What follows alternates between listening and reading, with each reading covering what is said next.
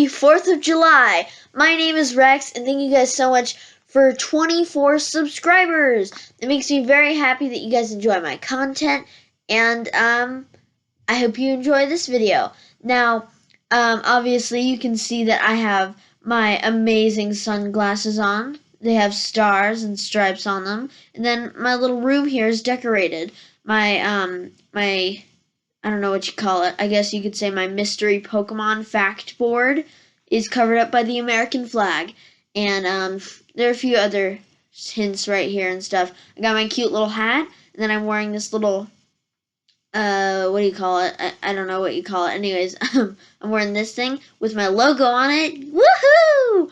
So cute. I know, right? And then I got a little firework in my mini ore poster. And, so yeah. Anyways, guys. Today's video is going to be one of those fact videos. I know you all love them. Now, my last video the video before my last video did pretty well. It was about my dream team in Pokemon, which I'm glad that you guys enjoyed. That got like, I think, 18 views, and that probably gained me 1 subscriber. If not that video, then my newest Rainbow Friends video. So, I do 2 different videos. One is for those Rainbow Friend fans, you know, the Roblox people, and the other is for the Pokemon fans, which is probably majority because Pokemon is probably one of the biggest franchises in the world, and even bigger than Roblox. So majority of people enjoy Pokemon. Anyways, that's not the point. The point of today's video is going to be every Pokemon that, well, if Pokemon were real, the Pokemon that kinda don't make sense. So, what I mean by that, it's a little complicated, guys. So, say for example, Pokemon were real, and even think of this as if this was in the game. This is a very unusual question. Pokemon that don't make sense if it was real. So, type matchups, for example. I'm going to be making sense of things that don't quite make any sense whatsoever, and how they would play out in the real world. Now, I know this is a little bit hard of a video to understand, but if you understand where I'm going with this, then please hit that subscribe button if you're not already subscribed. Like this video and share it with your friends. And if you enjoy it, which I really hope you do, comment down what your favorite Pokemon is and what video I should do next. Now, I am, however, looking to do a little pattern here, but I don't mind doing 2 in a row. So, if you have an idea for a Rainbow Friends video, or even a Pokemon Theory video, I am happy to do that video for you guys. You guys are probably the best fans I could ever ask for, and sorry for my little stutter there. You guys probably know this, but if you hear my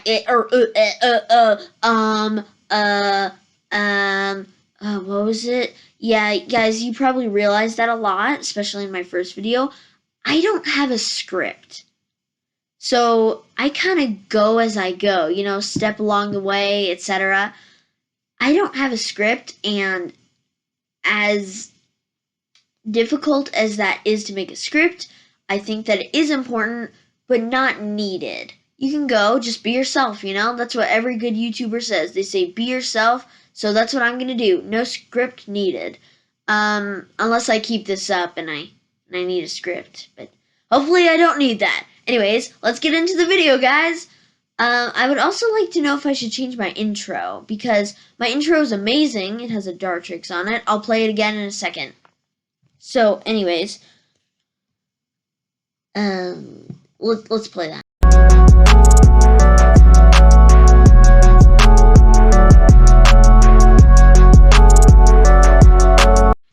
Alright guys, now I think we should really get into the video. Let's get into it! Alright guys, so the first one that we're going to talk about is something that isn't really wait a minute. Wait, Gizmo? Well, what are you doing here? Well, oh, no, get off my table! No, come here, no, what are you doing? Get off here! Don't type on my keyboard, no! Okay, guys, you might have heard me talk about this little guy in my first video. His name is Gizmo. Say hi, little Gizmo. Hi, everybody. My name is Gizmo. He is the cutest little teacup Yorkie in existence. Yes, you are. But in the Pokemon world, we call him a Lillipup. As you can see, he's wearing headphones. Why, you ask? Because he's part of the video, guys. If you're part of the video, you have to wear headphones. But you're not wearing headphones at the moment. I'm not. But I'm narrating, so I don't have to. Anyways, guys. As I was saying before this little cutie pie, I will try to send video, guys. I will try to send video of this adorable little baby. This little cute puppy. I will try to send video of him. Upcoming. Anyways, as I was saying, yeah, I love you too. Yeah, you're so cute, little gizmo. I almost said my name, guys. I almost said my name. You're so cute, little gizmo. You're the cutest little guy in the world. Okay, guys. Anyways, so this is some speculation that most people think, and honestly, it makes pretty good sense to me. But as you can see, there is an ice cube here and a Koraidon. And Koraidon is a dragon type. So what most people don't understand is, how does a dragon get beaten by ice type? You know, it's a giant fire-breathing dragon, and yet it still loses to a block of ice. Why is that? Well, how would you feel if this giant block of ice hit me in the face or hit you in the face? It would not feel good, guys. So let's just take a moment and have some sympathy with the dragons, alright? So, you're a fire-breathing dragon. You're a giant lizard, you know? You're having a great day. You're about to battle. But then some kid, he sends out, you know, like not even Pokemon. He just sends out a block of ice and chucks it at your face. How would that feel? How would that feel if somebody chucked a block of ice at your face, guys? So if you don't understand why ice is super effective on dragon, how would you feel if a block of freaking ice hit you in the face? Think about that for a moment, guys. So, I mean, it is pretty interesting. I can see why a few people think that, but let's move on to the next one. Breaking news! Crimson Sceptile here, and I'm on the report live. And there's been plenty of missing Pokemon reports, and we don't know what to do. Where are they? What happened to them? And when was it? Alright, guys. This one is extremely terrifying. Now, if you guys have ever seen the Alola Sun and Moon anime, or even just seen its dex entry in the games, then you will see that there is a story about an old man who tried to see what was under Mimikyu, and he died. Yeah, I said that right. He died, guys. Now, we don't quite know what Mimikyu looks like underneath, but we have seen a glimpse in the anime, and it looks like some sort of, like it has no shape. It's just a black void of a spirit just cursing into the world. No purpose, no cause, just destruction. Hey, maybe it's Yveltal's son. Who knows? But anyways, this thing is terrifying, and if this was in real life, I would stay away from this, guys. But since this is such an amazing Pokemon, not obviously in battle, but with good theories. There are some really amazing theories out there. I will be making an entire separate video on just breaking down what this thing is and why it hates Pikachu so much, yet dresses up just like him. So I'll be breaking that down in a video, so stay tuned for that. But until then, lock your doors. Just lock them. See you guys on the next one. Alright, guys, this next one is a little strange, but hey, aren't they all? So, hey, don't judge my mustache. It's beautiful. Yeah, I just grew it out in the past 5 seconds. Well, are you judging my hair growth? Or feather growth? Yeah, I can grow a mustache in 5 seconds. Anyone can. I mean, can't you? It's just basic stuff, guys. Anyways, enough about my mustache. So this is going to be 2 Pokemon, Slugma and Magcargo. Now this one is a little strange because if you see right here in the top left corner, you will see that this is a scene from the anime. And this is a little girl hugging a Magcargo. Now, if you don't know this already, even if you have looked at the dang picture, then you would not know that Magcargo and Slugma are made of solid not solid, liquid lava. Yeah, that's right. This little, 5-year-old is hugging a lava being. She is hugging living lava, guys. She is literally hugging lava. I mean, I would never try that because, I personally never attempted to hug something that would burn the flesh off of me. But, just casually hugging it, It's a little weird, but, I mean, that's the anime for you. People have green hair and it's their natural hair color, so if that's how it is, then sure, It's even its official Dex entry, but yet Pokemon still defies it. Never cease to amaze, don't they? Oh my gosh. Just look at that. Guys, that's a little bit nuts. I mean, obviously, there's some pretty crazy things in Pokemon, like in the anime, how Decidueye beat Rowlet, which I'm not going to judge at all because I love both. But that's just taken a little too far, guys. Anyways, let's see the next one.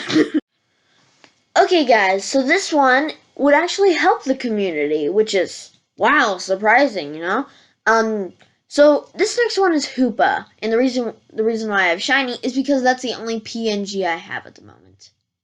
And I won't bother to get the normal because Shiny looks way better. Anyways, also that's incorrect. Guys, this ultimate form, Unbound, has golden eyes. Should be red. Anyways, getting off track here. So, you see, Hoopa has teleporter, portal, vortex, rings. So, just think about that. You're late to school, which, that's the only thing I wouldn't use it for. Ooh. So, like, what if you're at a job and you need to get somewhere faster? You really need to go somewhere, and, like, you're in a hurry. Why don't you just teleport into your office? Why don't you just, I don't know, if you need to go take your dog to the vet, just teleport with you and your dog, Lillipup, to the vet. And, well, there's, guys, you know what I mean with this. And not only is that the best part about him, where he can literally teleport, which is already amazing and would solve most of the world's problems with world hunger and such, because he could bring food from other places, Not only is that amazing, but since he's a psychic type, a giant psychic type at sometimes, he can lift objects, like in the anime, and, like, construct buildings that would usually take years to build, but it could take, like, what? Like, a day? Yeah. Like, guys, usually it would take, like, 5 or even more years to build a skyscraper. We'll use a floating giant Hoopa to teleport the objects and then hover them above in perfect formation. Guys, if that's not, like, perfect community service, I don't know what is, because that is amazing, guys.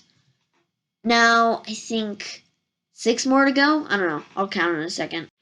Alright, guys, so this one is actually from my What Pokemon I Would Eat If They Were Real video. That did extremely well, but I had to upload it twice because YouTube turned down my views, and that was extremely disappointing. So I had like 50 views or so, and I woke up one morning and I only had 10 views. So I had to re-upload it, and then it got like 30-something views. So at least I got some of the views back, and I hope you guys enjoyed that video. So one of the, I think it was number 2. Yes, it was in one of the spots of number 2 because there were 3 at once. Was Tatsugiri, and this would be a little weird if Pokemon were real because I think we can all agree. Oh my gosh. Oh, it would be so amazing. I would like one shrimp nigiri, please, with teriyaki on it. He gives you the plate. Ooh, this looks delicious. You pick up your chopsticks. You're about to eat it. Tatsugiri! Ah! My food is alive! Guys, my food is alive! I am not paying for this. Ooh, it's live Tatsugiri! That's what you ordered. No, I ordered for shrimp nigiri, not live tatsugiri. There's a huge difference. How am I supposed to tell? Like, guys, I feel like that would create a huge problem if Pokemon was real. So, never eat a tatsugiri. I would, but I wouldn't want it alive. Guys, that would cause a lot of confusion, and honestly, I don't think I would enjoy that going on. Okay, 5 more. Alright guys, so obviously we all know that if legendary Pokemon were real, there would be a few issues with, first of all, them being completely overpowered, and number 2, being that, some of them, like Darkrai here, could cause extreme nightmares. And, not only that, but he could probably keep you awake after the fact that you have had nightmares. So, imagine you are, in that Legends arc you've seen. Yes, I caught a Darkrai! You're asleep. It's like 3 a.m. Yes, 3 a.m. And suddenly something pops out of its Pokeball. Then there's a dark, shadowy figure above your bed. Wow! It's Darkrai. Except you wake up for a second, looking, but you slowly drift back to sleep as the magical force of Darkrai's shadowy powers force you to sleep. Then nightmares! Nightmares everywhere! Oh my gosh! Oh my gosh! You finally wake up after those horrible nightmares, but then 2 weeks have passed and oh my gosh, you've missed out on school, you missed out on family, you're in the hospital because they thought you were dead, and the next thing you know, Darkrai is there, watching you. Nope, I'm releasing you. Bye! Anyways, guys, if Darkrai was real, never catch it, and put your dream catchers up. Maybe get a Cresselia, just for safety. Anyways, on to the next one. Lock your doors. Alright, guys, I feel like we need to address the Ultra Beast in the room. Specifically, Naganadel. Now, as much as I personally love Naganadel, and is probably the best Ultra Beast out there, simply because of the iconic shiny of it looking like a wasp, and while I absolutely hate those disgusting, horrid wasp creatures that deserve to die, and they don't really have any purpose in real life, but I think it looks so good turning a wasp stinging like dragon into its shiny looking like a full-on wasp. So as clever as I think that is, I feel like Ultra Beast, not just Naganadel, would cause a lot of problems in real life. And I can just picture myself sending out a Pokemon and it would be Decidueye and then Naganadel's right there. Now Naganadel might be in the top 10 of my favorites, but I'm not entirely sure. I'll make a video on that in a little bit. But anyways, so not only are Ultra Beasts like kind of scary because they're basically aliens from a different dimension or world, whatever you want to call it. Let's take Buzzwole for example. It sucked the life out of Snorlax. Snorlax! And Snorlax is like the heaviest creature, well, next to Wailord, of course. So if that thing can suck all the life energy out of Snorlax, then we got some problems, guys. So and honestly, you guys know what an invasive species is, and if you don't, then it's where a new species of animal, bug, or even plant can come in and, well, invade, and it will cause huge problems for the environment, and, well, it can destroy forests. Yeah, just by a simple little plant or a few bugs. Those bugs, animals, plants, they can grow. They can grow, take over the land, and eventually they will inhabit everything. And sometimes people will get involved in that little war that's going on between nature. And sometimes it helps by, like, for example, let's take Alola, my favorite region, which is actually what we're doing, which is the Ultra Beast. So there was the Alolan Raticate problem. So they got some Yungoos to get rid of it. And eventually they did, but the rats still adapted and are still in the Alola region. So it kind of got rid of the invasive species, but there's still some that are adapting in the Alola region today. So as good as that worked out, there are still invasive species, and even though they're not invasive anymore, it is still a problem for the environment, more mouths to feed, and that just causes a big problem, guys. So let's take Ultra Beast with that, for example. You don't want something like this killing all the life force out of an environment. You don't want something as beautiful as a Lola to just suddenly die. Like, you don't want that, guys. So if you had an Ultra Beast in real life, then be careful, because that thing can cause serious problems. But however, me and one of my best friends, that random, I will have his channel link in the description below. Go check his channel out. He's great. He really loves Naginata along with Gudra, and they're probably in his top 5, I bet. Anyways, he's a pretty strong battler in Pokemon Scarlet and Violet. He has beaten me a few times, but I'm going to keep beating him. I'm going to win, everybody. Wish me luck. I will destroy him in battle. Far off track. But, so, my point is, Ultra Beast would cause a huge problem along with a bunch of other Pokemon, which I'm not going to list because the list could be endless, guys. So let's get into the last 2, I think, anyways. Guys, we had it coming. Are we not going to talk about the Corviknight Crusher? The being of bird destruction? The smasher of an armored bird? I don't know. Anyways, guys, so we're going to be talking about this abomination. And while, of course, yes, oh, it's so strong and helped me won the Elite Four. Oh my gosh, it's amazing. It has a giant hammer. But guess what? That hammer, you know, that amazing one that smashes battles for you? Yeah, it's made out of Corviknight's skin. How you feel about that? Is it so special now? Wait, you don't believe me? Oh, I got proof. Look it up. I dare you.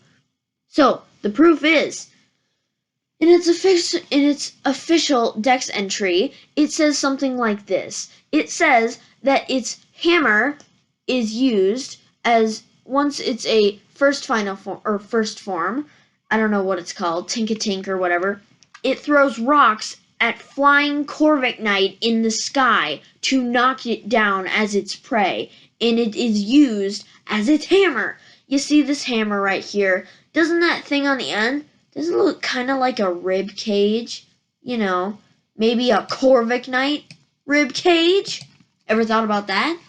You see, it's oddly familiar how purple this is. The iconic purple. The purple that goes on this bird. And I know this shading might not look the exact same, but trust me, it is. Even though these are 2 different sketches, they're still the same. Oh, did I not mention how this is also made partially up of Bisharp's flesh? Wait, I didn't? Well, it is. So, if you ever think that this thing is amazing and it's really strong, just remember that because of this thing's strength, yeah, it killed Pokemon to get to where it is now. So if you're comfortable with knowing that your precious little, I don't know what you call it, your precious little amazing defeater of battles, yeah, it killed some Pokemon to get where it is now. So just keep that in mind, and if you're perfectly okay with that, knowing that your Pokemon is a murderer, then you just go ahead. I've personally never used this thing. Even if it is powerful or not, I will never disrespect Corviknight. He is not one of my favorite Pokemon, but I will never disrespect a perfect bird like that. So, anyways, I will never, ever use this thing, guys. Let's go to the last one, and hopefully it's not something as bad. Guys, trust me, I did not want it to be this bad. This is probably the worst Pokemon that I can think of that would be in real life that would cause a real problem. So, we have come down to Runerigus. That's right, guys. Runerigus. Now, you might be thinking, okay, so it's a ghost type. Classic. Ghost types are horrifying. Mimikyu, Bayonet, Darkrai. So, what's different about Runerigus? Well, guys, as scary as ghost types are, this one is particularly horrifying. Wanna know why? Well, because this thing right here, yeah, it wasn't always like this. It used to be a nice, quiet snake stone. 2 separate lives, a snake stone and a person. You heard me right, guys. A person. This monster ghost Pokemon used to be a human. Okay, you don't believe me? Let's let's let's dive deep into this thing's lore a little bit. Yeah, lore! You all love lore. It's so entertaining, isn't it? So, the lore of this thing states that before it was a Yamask, and I'm not going to put on the Dex entry. Why don't you just go look it up yourself? So it says something like this, according to the lore. It says that before it was a Yamask of Galarian Yamask, I guess, it used to be a quiet rune stone, which is ancient Viking culture, UK. Ooh, big surprise. So, there was once a human, and these humans got trapped into the spirited runestone, which became the spirit of the human, which eventually became a Pokemon that inhabits the runestone and is forever trapped inside of this spirit, of this spiritual trap, I guess, of this prison, spiritual prison. So, basically, if you guys didn't get anything from that, oh, that is so embarrassing. Guys, I totally forgot to delete the past scene. So, if you guys aren't catching on to what I was saying, it means that there was once a person who got sucked into a, possessed stone, and then he became a spirit and is now trapped forever in a dimensional prison, which is inside of this runestone, and will forever inhabit it as a living spirit forever, for all eternity. So, if that doesn't give you chills, I don't know what does, because this is probably one of the worst Pokemon ever. But if you guys are kind of on the same page with me, then you might have a similar connection to it with. Sorry, that is my other dog, Snickers. So you might have a similar connection to, well, Goldango or Gimmighoul. Now, Gimmighoul, this is obviously a separate bonus, if you say. Gimmighoul, it says that in its Dex entry, it hoards all of its Pokecoins into its treasure chest. But if somebody tries to steal its treasure coins, it will suck them into its treasure chest and eat their soul. So, guys, of course, this is a pretty dark video. Yeah. Anyways, I'll try to upload soon. And thank you guys so much for watching. And I really appreciate if you guys like this video, and subscribe if you're not already. So smash that subscribe button, like this video, share it with your friends, and if you guys want to know something that would be extremely cool, that would just make you guys amazing, and probably be the coolest people ever. You can just brag to your friends about how cool you are if you do this. So, if you guys want to know the secret to being lit, if you want to know the secret to being litten, I know that was a horrible pun, then you know what you guys should do? Smash the subscribe button! Rex out!